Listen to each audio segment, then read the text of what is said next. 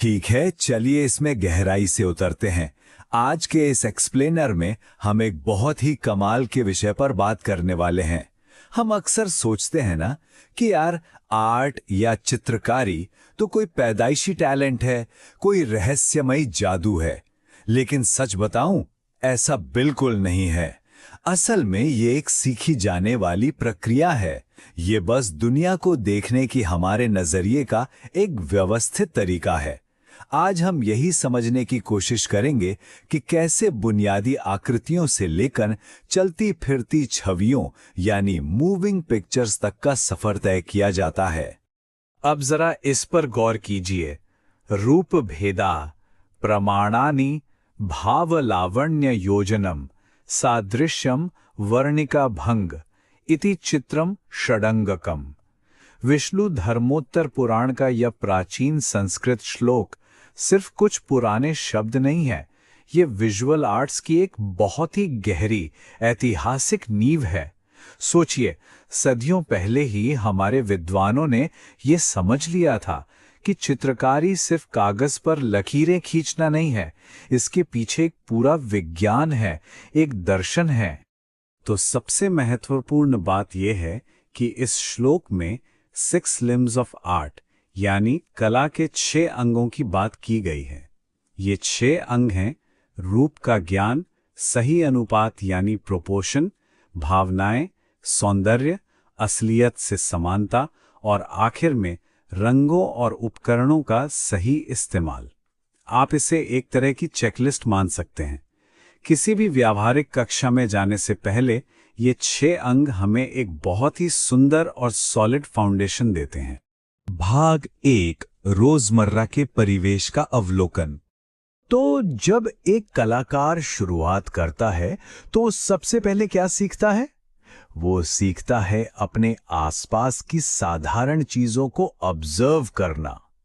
और इसके लिए एक बहुत ही कमाल की तकनीक है, वन कंटिन्यूअस लाइन ड्राइंग। इसमें आपको कागज से पेंसिल उठाए बिना एक ही लगातार रेखा से किसी वस्तु का आकार बनाना होता है। सुनने में आसान लगता है ना, लेकिन ये सिर्फ हाथ की प्रैक्टिस नहीं है, बल्कि आपके दिमाग और आंखों को बुनियादी आकारों पर पूरी तरह फोकस करना सिखाता है। अच्छा, अब इस पूरी प्रक्रिया में थोड़ा सा मजा जोड़ते हैं। एक छोटी सी पहेली है। आप जहां भी जाते हैं ये आपके पीछे आती है। इसका कोई चेहरा या आकार नहीं है। आप इसे देख तो सकते हैं लेकिन छू नहीं सकते। सोचिए, ये क्या है? इसका जो भी जवाब है वो हमें सपाट रेखाओं की दुनिया से निकालकर गहराई और 3D के भ्रम की तरफ ले जाने वाला है। बिल्कुल सही सोचा आपने। वो है परछाई यानी शैडो। और इसी के साथ हम पहुंचते हैं भाग 2 पर, प्रकाश और छाया में महारत। और ये हिस्सा बहुत ही शानदार तरीके से दिखाता है कि प्रकाश और छाया यानी लाइट एंड शैडो काम कैसे करते हैं। जब हम शेडिंग करते हैं तो पेंसिल के दबाव को कम या ज्यादा करके और एक रिदम में स्ट्रोक्स लगाकर एक बिल्कुल सपाट कागज पर भी गहराई का बेहतरीन भ्रम पैदा किया जा सकता है। सच कहूं तो इन्हीं तकनीकों के जादू से साधारण सी आकृतियां एकदम असली और जीवंत लगने लगती हैं। भाग 3, स्टिल लाइफ यानी स्थिर चित्रण का जादू। अब स्टिल लाइफ और कलात्मक ऑब्जर्वेशन को थोड़ा और करीब से समझने के लिए मैं आपको एक बहुत ही दिलचस्प कहानी बताता हूं। ये कहानी है आधुनिक भारतीय कला की एक बेहद मशहूर हस्ती अमृता शेरगिल की। 1913 में जन्मी अमृता की मां हंगरी से थीं और पिता भारतीय। उन्होंने पेरिस में कला की पढ़ाई की, लेकिन 21 साल की उम्र में वे भारत लौट आईं। और सच मानिए, ये वापसी उनकी कलात्मक यात्रा का एक बहुत बड़ा टर्निंग पॉइंट साबित हुई। भारत लौटने के बाद अमृता किसी एक स्टूडियो में कैद होकर नहीं बैठीं। वो अपने कैनवस और ऑयल पेंट्स उठाकर भारत के छोटे छोटे कस्बों और गांवों में निकल गईं। उन्होंने वहां के आम लोगों के जीवन को बहुत गहराई से देखा, महसूस किया और उसी असली ग्राउंड लेवल ऑब्जर्वेशन को उन्होंने बेहद समृद्ध और मिट्टी से जुड़े रंगों के जरिए अपने कैनवस पर उतार दिया। अब यहां जो बात वास्तव में दिलचस्प है वो ये है कि स्टिल लाइफ में रखी जाने वाली वस्तुएं असल में बेजान होती हैं, बिल्कुल स्थिर।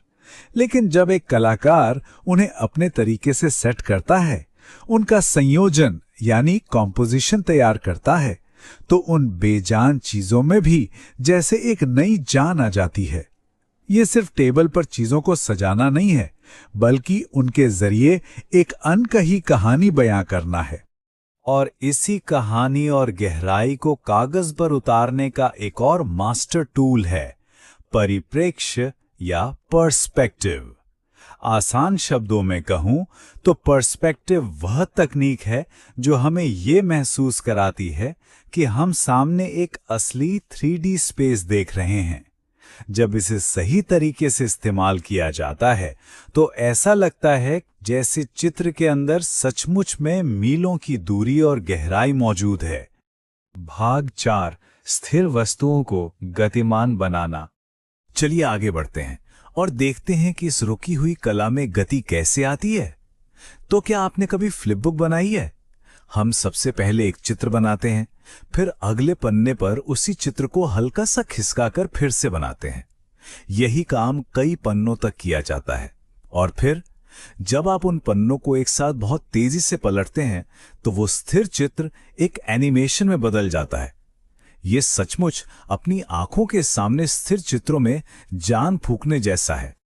तो देखा आपने, हमारी ये पूरी चर्चा इस बात का सबूत है कि अवलोकन या ऑब्जर्वेशन की ताकत हमें प्राचीन कला के 6 अंगों से लेकर एक फ्लिप बुक के एनिमेशन तक ले जा सकती है। अब समय आ गया है कि हम अपनी स्क्रीन से नजरें हटाएं और अपने आसपास की दुनिया को देखें। सोचिए, आज आप अपने आसपास की किस साधारण सी वस्तु को बिल्कुल नए कलात्मक नजरिए से ऑब्जर्व कर सकते हैं। चलिए इस सवाल पर विचार कीजिए और अपने अंदर के उस छिपे हुए कलाकार को बाहर आने दीजिए। ऐसे ही एनसीईआरटी बुक्स के टॉपिक्स के लिए इस चैनल को सब्सक्राइब करिए। साथ में इस वीडियो को लाइक करें और आपके दोस्तों के साथ शेयर करिए, जिससे वो भी इस सब्जेक्ट में आप जैसे अच्छे मार्क्स पा सकें।